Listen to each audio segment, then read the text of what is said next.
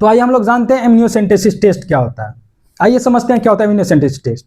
Amniocentesis test एक medical test है, परीक्षण है, जिसमें हम माँ के गर्भ में जो बच्चा पल रहा हम उसमें ये पता करने के लिए टेस्ट करते हैं कि उस बच्चा में किसी भी तरह का आनुवांशिक विकार है भी या कोई और अन्य प्रकार का विकार है भी जिसका कि इलाज संभव नहीं है, या कोई ऐसा समस्या है जिससे माँ और बच्चा दोनों को खतरा हो सकता है, माँ और बच्चा दोनों का जान जा सकता है।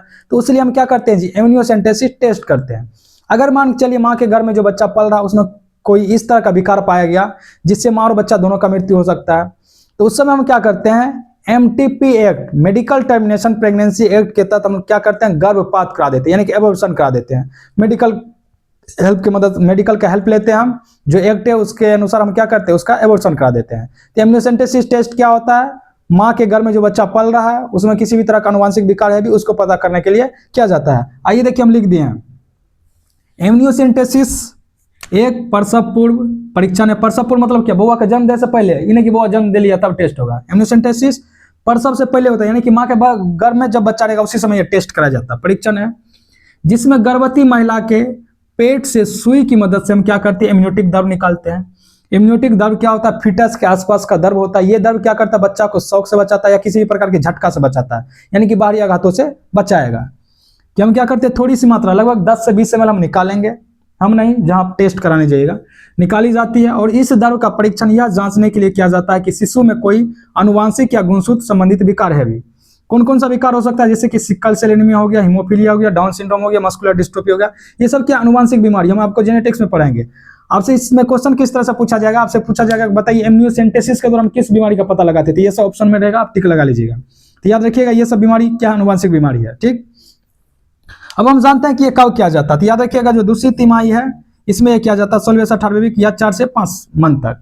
अब सुनिएगा, एमनियोसेंटेसिस के द्वारा तो हम क्या करते हैं, आनुवांशिक विकार का पता लगाते हैं, लेकिन देखा गया क्या बहुत जगह इस एमनियोसेंटेसिस का गलत उपयोग करके लिंग निर्धारण भी किया जाता है।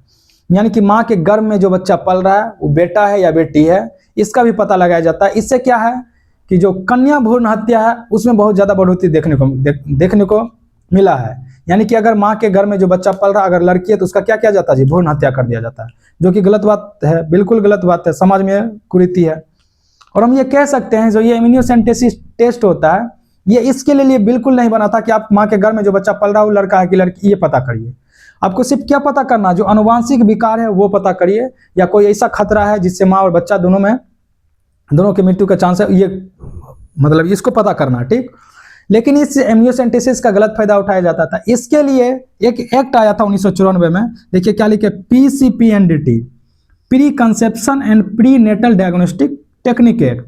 ये 1994 में आया था। ये एक्ट क्या कहता है कि आप एमनियोसेंटेसिस की मदद से बिल्कुल भी लिंग निर्धारण नहीं करिएगा, यानी कि माँ के घर में जो बच्चा पल रहा है बेटा है कि बेटी, आपको ये बिल्कुल भी नहीं बताना है। तो ये PCPNDT एक्ट 1994 में आया था, और ये एमनियोसेंटेसिस के द्वारा जो लिंग निर्धारण किया जाता था इसको बिल्कुल भी बैन कर दिया, यानी कि गैर कानूनी माना गया। जब आप डायग्नोस्टिक सेंटर पर जाइएगा टेस्ट कराने के लिए तो देखिएगा वहां पे बड़े अक्षरों में लिखा रहेगा कि यहाँ पर लिंग निर्धारण नहीं किया जाता, या लिंग निर्धारण कानूनन अपराध है, लिखा तो रहता है लेकिन अंदर क्या होता है आप सब जानते हैं।